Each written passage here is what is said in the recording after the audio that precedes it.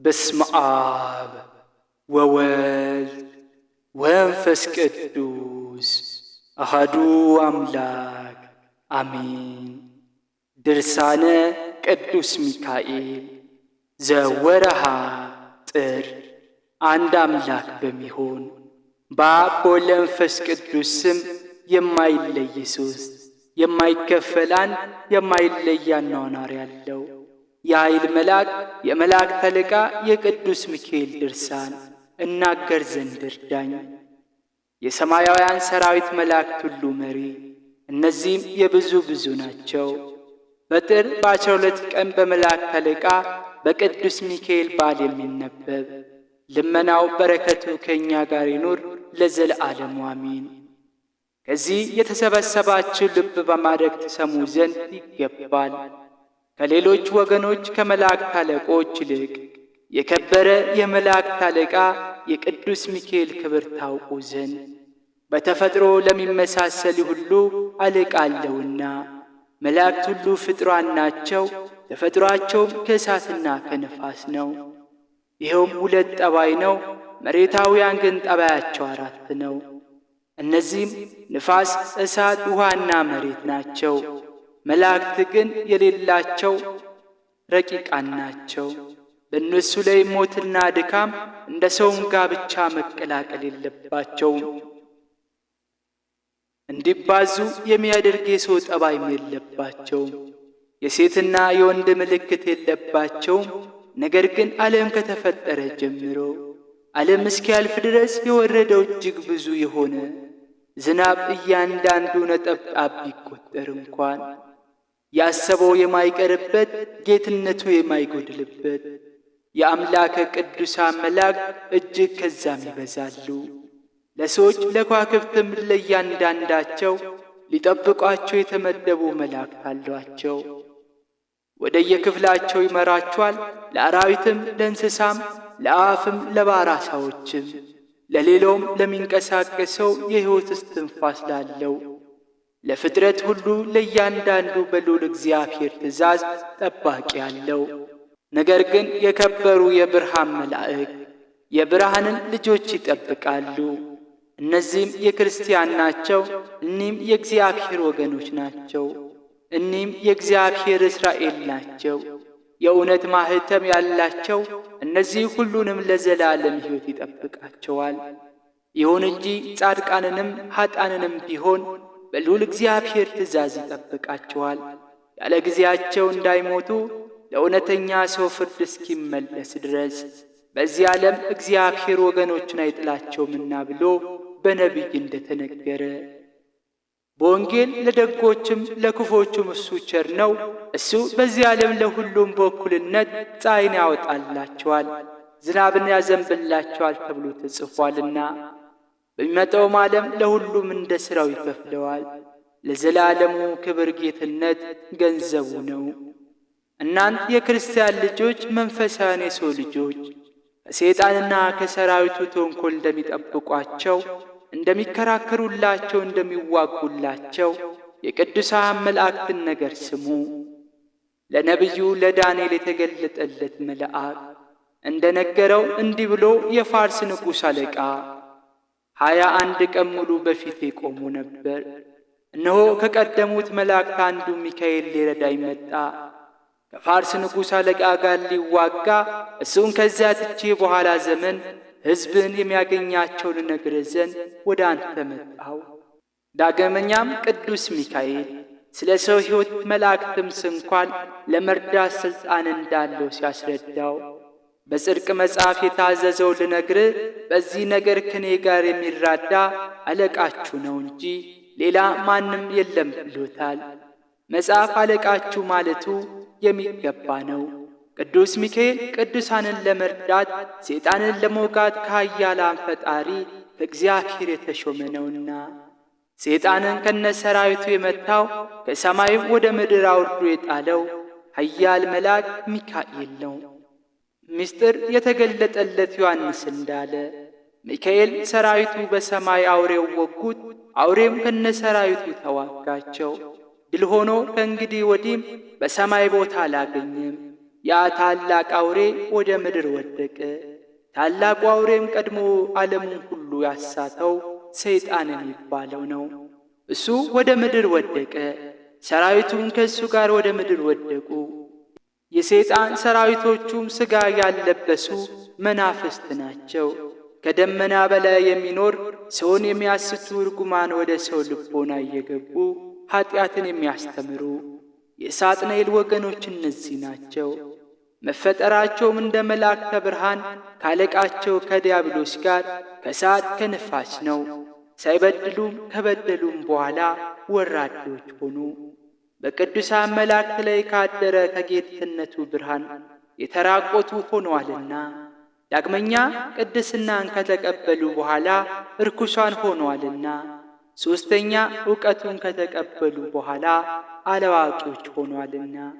ስለዚህ ነገር በንስሐ ወደ ፈጣሪያቸው ይመለሱ ዘንድ አይቻላቸውም። ነገር ግን ንስሐ በማይጠቅምበት በፍርድ ቀን እንዲጸጸቱ አእምሮ ይሰጣቸዋል። ለሰይጣንና ለመለክተኞቹ ሁሉ በተዘጋጀ ሥቃይ እንዲኖሩ ለእነሱም ከማሳት በቀር ምንም ሥልጣን የላቸውም። እነሱንስ እግዚአብሔር ሰውንም እንስሳንም ማንንም ይጠብቁ ዘንድ አይልካቸውም። እነሱ የሚያስቱ የሚጎዱ፣ የተረገሙ፣ የእግዚአብሔር የጠላቸው እግዚአብሔር የሚጠሉ ናቸውና። በውሃ ውስጥና በየብስ የሚኖሩ ሥጋ ያላቸው አጋንንትም አሉ። እነሱ ግን ይጋባሉ፣ ይዋልዳሉ፣ ዳግመኛም ይሞታሉ። መልካቸውም ልዩ ልዩ ነው። እነሱ ግን ያማሉ እንጂ ማንንም አያስቱም፣ አይገድሉምም። ከእነሱ ተስቦ የሚሆን አለ። ከእነሱም የሆድ በሽታ፣ ዝማ፣ ተቅማጥ የሚሆን አለ። ደዌያቸውም ልዩ ልዩ የሆነም አሉ። በዚህ ዓለም ያለ እነሱ ደዌ የለም። ነገር ግን ያለ እግዚአብሔር ፍቃድ ማንንም መግደል አይቻላቸውም። ነፍስና ሥጋን የሚዋጉትን እነዚህን አጋንንትና ሰይጣናት ሁሉ የእግዚአብሔር ሕዝብ የሚጠብቅ ታላቁ መልአክ ቅዱስ ሚካኤል ያሳድዳቸዋል። ሚካኤልና ሰራዊቱ ግን የእግዚአብሔርን ፍቃድ ለመፈጸም የሚፋጠኑ እሳታውያን መንፈሳውያን ናቸው። እነዚህም መንፈሳውያን የዘላለም ሕይወትን ይወርሱ ዘንድ የታደሉ ቅዱሳንን ለመርዳት ይላካሉ። እነዚህም እሳታውያን አመፀኞችን ለማጥፋት ይላካሉ። አመፀኞችም ሰይጣንና መልእክተኞቹ ግን በእግዚአብሔር መላእክት ፊት በነፋስ ፊት ለፊት እንዳለ ትቢያና ጢስ ናቸው። የኃያላን ፈጣሪ ረቂቃን መላእክትንም የፈጠረ እግዚአብሔር ኃይሉን የሚገልጥበት መክሰፍትን ለማምጣት በፈቀደ ጊዜ ታግሶ ለማጥፋት የተዘጋጁትን ቁጣውን የሚገልጥባቸው መላእክትን ያመጣል። ዳግመኛም ቸርነቱን ስፋት ለመግለጥ በወደደ ጊዜ ለይቅርታ የተዘጋጁ መላእክትን ያመጣል። ስለዚህ ቅዱሳን መላእክት ጻድቃንን ይራዳሉ፣ ኃጥአንን ይቀጣሉ። እግዚአብሔር ወደ ወደደው ይልካቸው እኒህ ናቸው። የያፌትን ልጆች ሲቀጡ 80ውን እልፍ በአንዲት ቀን የጨረሱ እኒህ ናቸው። ዝሙትን ዋዛ ፈዛዛን ስላበዙ እስክንድር ንጉሥ የተዘጋባቸው ጎግ ማጎግ አገራቸውን ወረሱ። በኋላ ዘመን ዓለምን ለማጥፋት የሚመጡት በዚያ ወራት መዓት፣ ጭንቅ፣ መከራ፣ ሕማም ይበዛል። ሰው ሁሉ ሞትን ይሻል አያገኘው። ወደ ገደልም ቢወርድ ወደ ጥልቅም ባሕር ቢገባ 5 ወሮች እስኪፈጸሙ ድረስ ሞት አይቻላቸውም። ለእነዚህም ዘመኖች እግዚአብሔር በእነዚያ ወራቶች የሌሉ ሰዎች የተመሰገኑ ናቸው አለ። ከጭንቁ ከመከራው ጽናት የተነሳ ከዚህ በኋላ ጌታችን በእሁድ ቀን ለፍርድ ይመጣል። በመጋቢት ወር በ29 ቀን ለማዳን እንደመጣ ይህችም ጌታችን ሲሆንባት ደህንነት የተደረገበት ወር ናት። ወደ ቀደመ ነገራችን እንመለስ። ለፈጣሪያቸው የሚቀኑ የኀጢአንን ነፍስ እያጣደፉ እያዳፉ የሚወስዳቸው እነዚህ ናቸው። ግርማቸው ሞት ነው። ከዳዊት ሕዝብ ከነገ እስከ 3 ሰዓት 70 እልፍ የገደሉ እኒህ ናቸው። ከሰናክሬም ሰራዊት 18 እልፍ የገደሉ እኒህ ናቸው። እንዲሁ እግዚአብሔር ወደ ወደደው ሁሉ ይልካቸዋል። የወደደውን የሚያደርጉ ቃሉን የሚሰሙ ጽኑዓን ኃያላን ቅዱሳን መላእክተ ብርሃን በየጊዜው በየስፍራው በካህሊነቱ ለሚሰጠው ቃል ይታዘዛሉ። ስለዚህ የዘላለምን ሕይወት ይወርሱ ዘንድ የታደሉትን ለማገልገል የሚላኩበት ጊዜ አለ። ኢሳይያስ እንዳለ ከሱራፌል አንዱ ወደ እኔ የተላከ በእጁም ከመሠዊያው በጉጠት የያዘው እሳት ነበር። ከንፈሬን አስነካኝ፣ እነሆ ከንፈር ከዚህ አስነካሁ፣ ኀጢአትህም አራኩልህ፣ ከበደልም ያነጻልሃል አለኝ። በካህናት አምሳል የሚሰየሙበት ጊዜ አለ።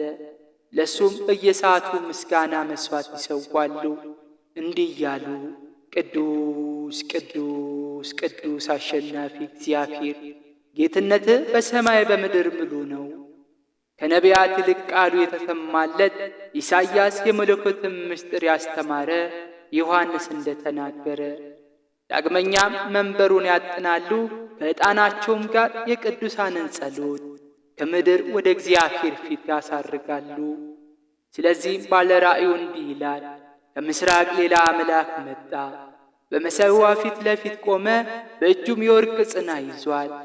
በመንበሩ ፊት ባለው መሠዊያ ላይ ለቅዱሳን ጸሎት ማሳረጊያ አድርጎ እንዲያቀርበው ብዙ ዕጣን ሰጡት። የዕጣኑም ጢስ ከቅዱሳኑ ጸሎት ጋር ከመልአኩ እጅ ወደ እግዚአብሔር ፊት ቀረበ። ኀጢአተኞችን በደለኞችን እግዚአብሔር የጋዱትን ለመቅጣት የሚላኩበት ጊዜ አለ።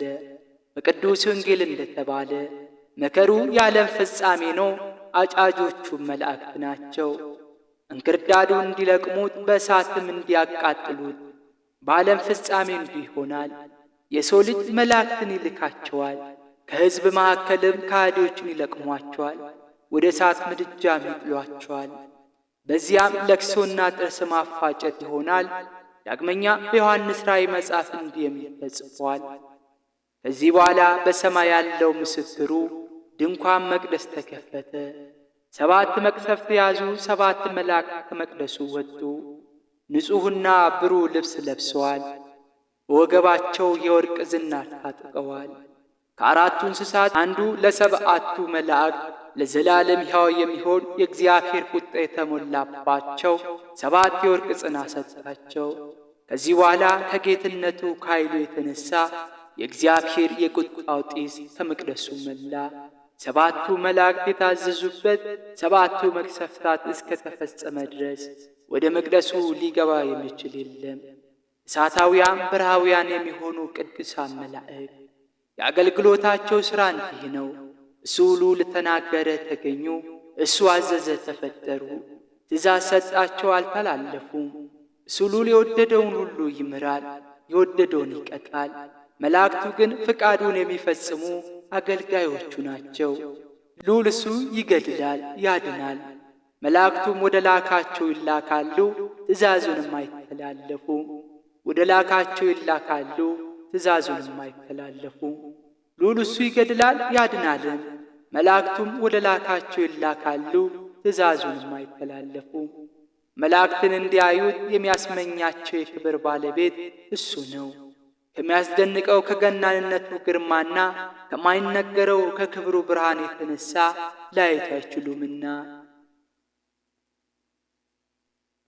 ስለዚህ በሁለት ክንፋቸው እግራቸውን ይሸፍናሉ፣ በሁለት ክንፋቸው ፊታቸውን ይጋርዳሉ፣ በሁለት ክንፋቸው በአንድነት ወደፊት እየበረሩ ቅዱስ ቅዱስ ቅዱስ አሸናፊ እግዚአብሔር ምስጋና በሰማይ በምድር ሙሉ ነው ይላሉ።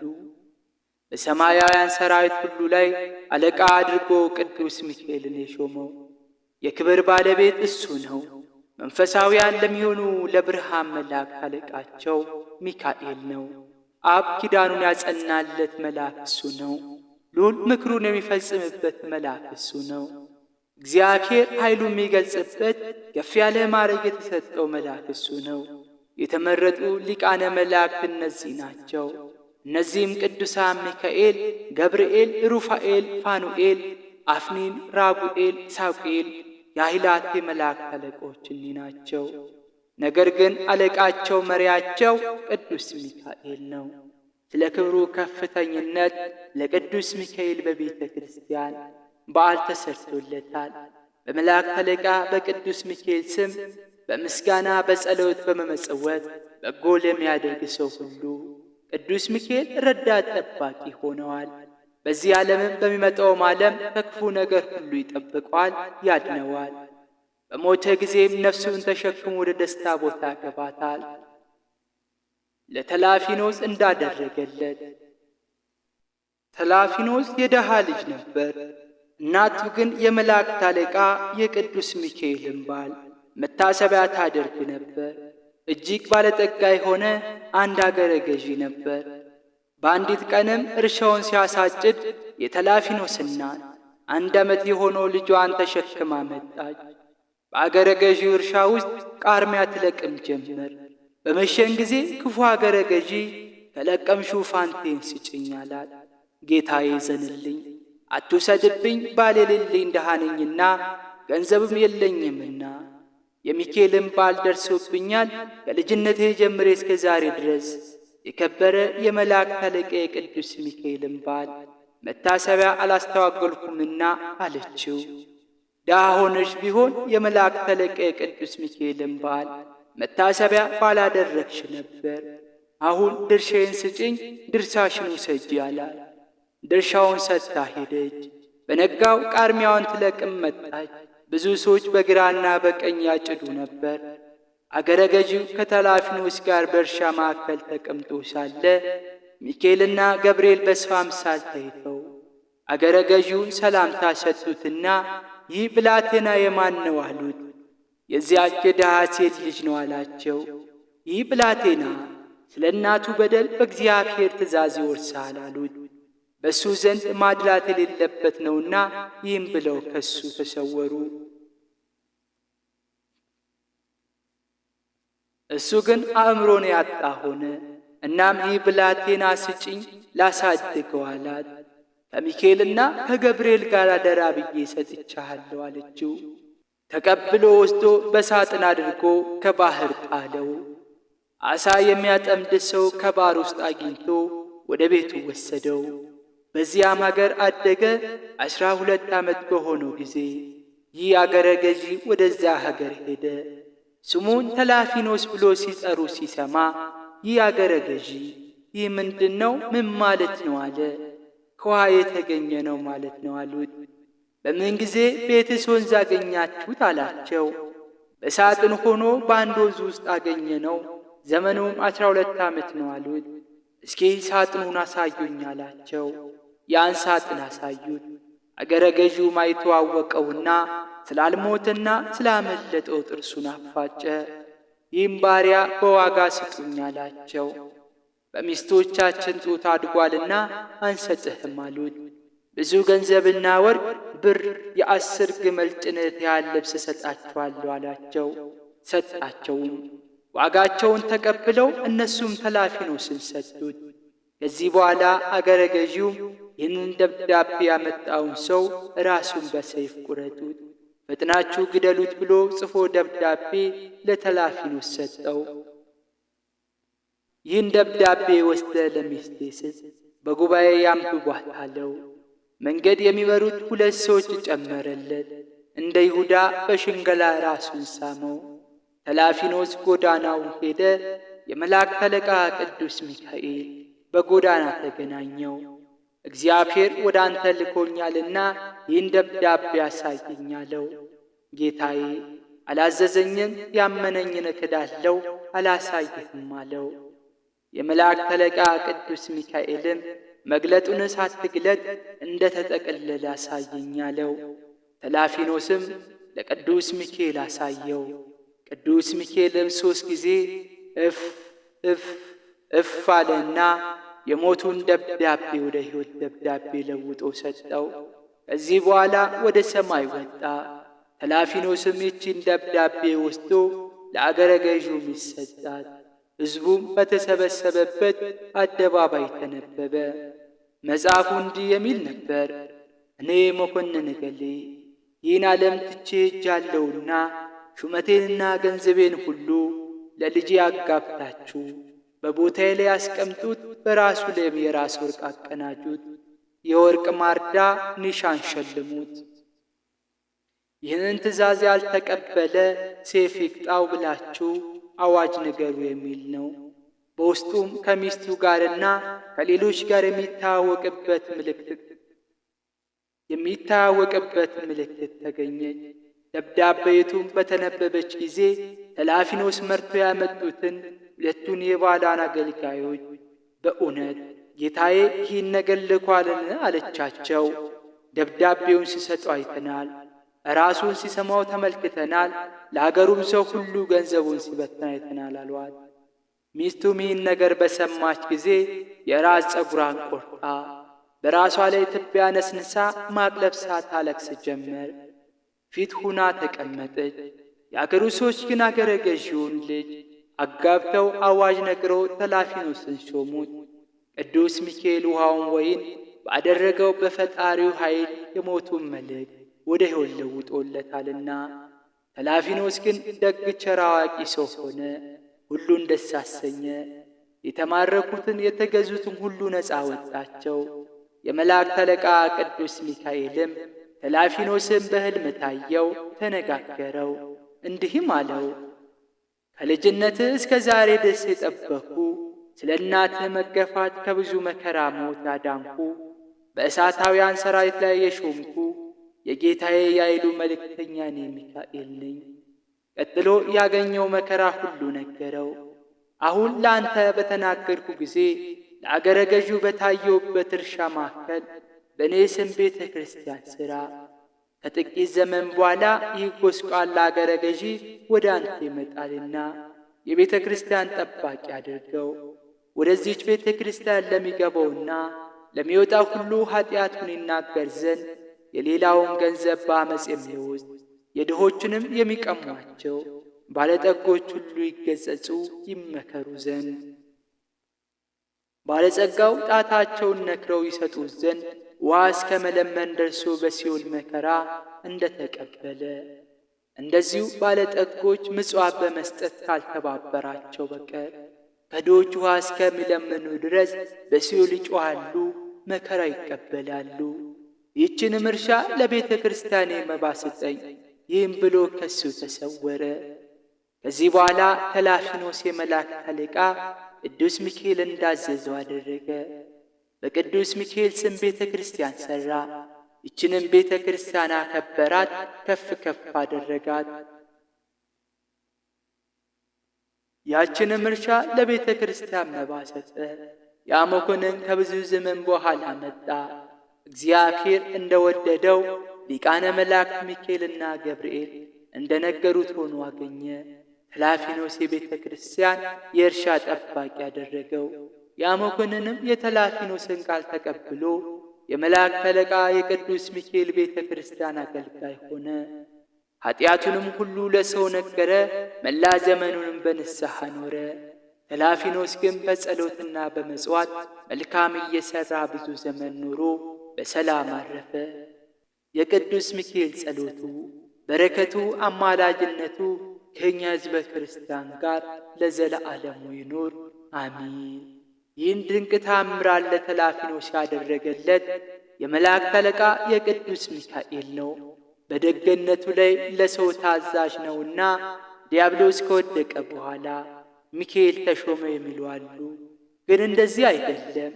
ዲያብሎስ ሳይወድቅ የመላእክት አለቃ ቅዱስ ሚካኤል የተሾመ ነውና። እንደዚሁ ሰባቱ ሊቃነ መላእክት እነ ሰራዊቶቻቸው ነበሩ። መሪያቸው፣ ፈጣሪያቸው፣ ሿሚያቸው እግዚአብሔር ዓለም ከመፈጠሩ አስቀድሞ ከዚያ በኋላ ለዘላለም ብቻውን ንጉሥ ነውና ከሳኦል በፊት ለእስራኤል እንደነገሰላቸው ንጉሥ እንዲያነግሥላቸው በፈለጉ ጊዜ ግን እግዚአብሔር ሳሙኤልን ሕዝቡ የሚሉን ቃላቸውን ስማቸው፣ እኔን ናቁ እንጂ አንተን የናቁ አይደለምና የሚገዛቸውን ንጉሥ አንግሥላቸው፣ የንጉሥ አገዛዝ ንገራቸው። ስለዚህ ለክብር ፍላጎት የሚሆን እንዲህ አይነት ነገር ሰዎች ሊለምኑ አይገባቸውም። ይህን አድርግልን ብሎ የሚገባውና የማይገባውን አያውቁምና አንተ እግዚአብሔር የሚሻለንን የሚበጀንን አድርግልን እያሉ ቸርነቱን ጌትነቱን ይለምኑ እንጂ አሁን 7ቱ አለቆች ከሰራዊቶቻቸው ጋር አሉ። 9ኙ ማዕረጋት ናቸው። ጌታ ጴጥሮስን የአንዱ ነገር ርቀት የሰማይና የምድር ኃይል ነው ብሎታልና። መልካቸውም ሊያዩ ቢወዱ የሚያበራ የብርሌ ባሕርን ይመለከታሉ። መልካቸውንም አይተው የሁሉም መገኛ የመላእክት ፈጣሪን ያመሰግናሉ። አንዱ አለቃ ግን ከሰራዊቱ ጋር ወደቀ። ዲያብሎስ ለአዳም መስገድን እምቢ ስላለ ወደቀ የሚሉ አሉ። በቅዱስ ጊዮርጊስ ገድል መጽሐፍ ተጽፏልና ጊዮርጊስ እንዲህ አላለም። እሱ እርኩስ መንፈስ ለአዳም መስገድን እምቢ ብል ጣለኝ አለ እንጂ። ይኸውም ሐሰት ነው፣ ሐሰተኛ ነውና የሐሰትም አባት ነውና። ፈጣሪያችንስ ሰው ከመሆኑ አስቀድሞ ለፍጥረቱ ይሰግድ ዘንድ መላእክትን አላዘዛቸውም። ሰው ከሆነ በኋላ ግን ኃይል ባለው ክብር በተቀመጠ ጊዜ ፍጥረት ሁሉ ለዚህ ሥጋ ሰገዱለት። ያውም ቢሆን አዳም ከዕለተ ዓርብ አስቀድሞ አልተፈጠረም ነበር። ዲያብሎስም የወደቀ አዳም ሳይፈጠር አስቀድሞ በዕለተ ረቡዕ ነው። እግዚአብሔር በመጀመሪያ ቀን እሁድ ሰማይና ምድርን፣ ውሃና መሬትን፣ ንፋስና እሳትን፣ መላእክትና ጨለማን፣ ብርሃንን ፈጥሯልና። በሁለተኛ ቀን ውሃን ከፈለ፣ ጠፈርንም ፈጠረ። ያንንም ጠፈር ሰማይ አለው። በሦስተኛ ቀን ሳር ቅጠልንም ፈጠረ። በአራተኛው ቀን ፀሐይን፣ ጨረቃን፣ ከዋክብትን ፈጠረ። በሰማይ ጠፈር ሁነው በምድር ላይ ያበሩ ዘንድ ሰይጣን የብርሃናት መልአክ ባየ ጊዜ ዙፋኔ በእነሱ ላይ አስቀምጣለሁ፣ ጌታንም እመስላለሁ አለ። ያን ጊዜም ወደቀ። በአምስተኛው ቀንም በባሕር ውስጥ የሚላወሰውን የሚንቀሳቀሰውን ፈጠረ። በዕለተ ዓርብ እንስሳትን፣ አራዊትን፣ አዕዋፍን፣ ሕይወት እስትንፋስ ያለው ሁሉ ከምድር ፈጠረ። ከእነሱ በኋላ የመጀመሪያው ሰው አዳምን በመልኩ በአምሳሉ ፈጠረ። በሰባተኛው ቀንም ከሥራ ሁሉ አረፈ። ክብር ምስጋና ለእሱ ይሁን ለዘላለሙ አሜን።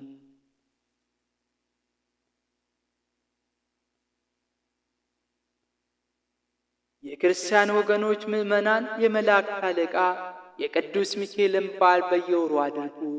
በዚህ ዓለም በረከት ይሰጣችሁ ዘንድ በሚመጣውም ዓለም በክንፉ ባሕረ እሳትን ያሻግራችሁ ዘንድ እኛንም ያሻግረን ለዘለዓለሙ አሜን። ከእሳት ከነበልባል የተፈጠረ የመላእክት አለቃ ቅዱስ ሚካኤል ያደረገው ተአምር ይህ ነው። ልመናው፣ በረከቱ፣ አማላጅነቱ አገልጋዩ ከሁላችን ሕዝበ ክርስቲያን ጋር ይኖር። አዲሶቹ የወንጌል አታክልት ከሆነው ኢየሱስን ደም ከተቀባነው ጋር ይሁን። በክፉ ዘመን መከራም ያድነን ለዘለዓለሙ አሜን። በአንዲት አገር ለበጎ ሥራ እጅግ የሚተጋ እግዚአብሔርን የሚፈራ ትእዛዙን የሚሠራ የክርስቲያን ወገን የሆነ አንድ ሰው እንደነበረ ተነገረ። የመላእክት አለቃ ቅዱስ ሚካኤልን ይወደው ነበር። ደስ እያለው መታሰቡን እያደረገ ኖረ። ራሱን በእርሻ ሥራ ይኖር ነበር፣ የራሱን ነፍስ የሚያድንበት ምግብ የሆነው ዘንድ። ቀድሞ ደስ እያለው የቅዱስ ሚካኤልን በዓል መታሰቢያ ያደርግ ነበር። ብዙ ገንዘብ አግኝቶ ነበር፣ እጅግም ከበረ። በአንዲት ዓመትም በእርሻ ውስጥ የዘራው አዝመራ በጅቶለት ነበር። ስንዴው፣ እህሉ ሁሉ በዓይነቱ ብዙ ነበር። ግን እንደ ቀድሞው ሥራውን አላደረገም። የመላእክት አለቃ የቅዱስ ሚካኤልን በዓል አላሰበም። በእርሻ ሁሉ ክፉ መጥቶ የምድሩን አዝመራ ሁሉ በላው። እጅግ ያማረውን እርሻ ሁሉ አጠፋው። ትልቅም መከራ በመጣበት ጊዜ ጽኑ ድንጋጤ ደነገጠ። የመላእክት አለቃ የቅዱስ ሚካኤልን በዓል ስላስታጎለ የምድሩ ፍሬ ሁሉ ጠፍቷልና። ከዚህ በኋላ የመላእክት አለቃ የቅዱስ ሚካኤል በዓል መታሰቢያ ሥራን በትጋት አሰበ። በፍጹም ትጋትም ንስሐ ገባ። የቅዱስ ሚካኤልን በዓል መታሰቢያ እንደ ቀድሞ ያደርግ ጀመር። ባለ ዘመኑ ሁሉ በጎ መሥራትን ቸል አላለም። እግዚአብሔር ፍጹም በረከቱን አላሳጣውም። መሐሪ ይቅር ባይ ነውና የምሕረትና የይቅርታ መልእክተኛ በሚሆን በቅዱስ ሚካኤል ጸሎት ንስሐውን ተቀበለው። ቅዱስ ሚካኤል የቀድሞ ቸርነቱን አልዘነጋበትም። ዳግመኛም የምድሩን ፍሬ አበዛለት፣ ተመልሶ እንደ ቀድሞ ሆነ። ምንም ትል አልነካውም። በላዩ የእግዚአብሔር ጸጋ አደረበት። በቤቱም የመላእክት አለቃ የቅዱስ ሚካኤል በረከት ሞላበት። በእርሻውም በገንዘቡም ሁሉ ሀብቱን ከቀድሞ ይልቅ በዛ። በመላእክት አለቃ በቅዱስ ሚካኤል አማላጅነት ያ ሰው በጎ አድራጎትን አበዛ። ለድሆችም ለችግረኞችም ምጽዋትን ለመስጠት እጁን ዘረጋ። በመላእክት አለቃ በቅዱስ ሚካኤል ስም በመታሰቢያው ቀን ምጽዋትን ያደርግ ነበር። ይህን ሲያደርግ ኖሮ በጎ ዕረፍትን አረፈ። በመላእክት አለቃ በቅዱስ ሚካኤል አማላጅነት መንግሥተ ሰማያት ገባ። ልመናው በረከቱ ይደርብን ለዘላለሙ አሜን። አንድ አምላክ በሚሆን በአብ በወልድ በመንፈስ ቅዱስ ስም ጥር 12 ቀን በዚህች ዕለት የመላእክት አለቃ የቅዱስ ሚካኤል መታሰቢያ ነው። በዚህ ቀን እግዚአብሔር የመላእክት አለቃ ቅዱስ ሚካኤልን እስራኤል ወደ ተባለ ወደ ያዕቆብ ልኮታልና ወንድሙ ኤሳውን ሲፈራ ከሱ ማዳነው። የዮርዳኖስንም ወንዝ አሻገረው። ወደ እናቱ ወንድም ወደ ላባ ሄደ። ሁለቱን ልጆቹን ሊያንና ራሔልን አጋባው። ጎዳናውን እየጠረገ በፍቅር በደህና አገሩ መለሰው። ከልጆቹ ከቤተሰቡ ከገንዘቡ ጋር ወንድሙ ኤሳው በፍቅር በሰላም ተቀበለው። ስለዚህ ነገር በየወሩ በ12 ቀን የመላእክት አለቃ የቅዱስ ሚካኤል በዓል መታሰቢያ እናደርግ ዘንድ የቤተ ክርስቲያን መምህራን አዘውናልና ፍጹም አማላጅነቱ ከእኛ ጋር ይኖር ለዘላለሙ አሜን። ወስብሐት ለእግዚአብሔር ወለወላዲቱ ድንግል ወለመስቀሉ ክብር አሜን።